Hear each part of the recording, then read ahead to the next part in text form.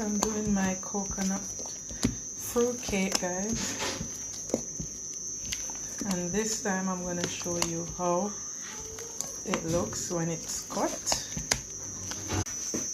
So guys, this is, I got 2 out of the batter that I had, so stay tuned for when it's baked. I'll show you in another short how it came out, and I'll show you when I cut it and everything. Alright.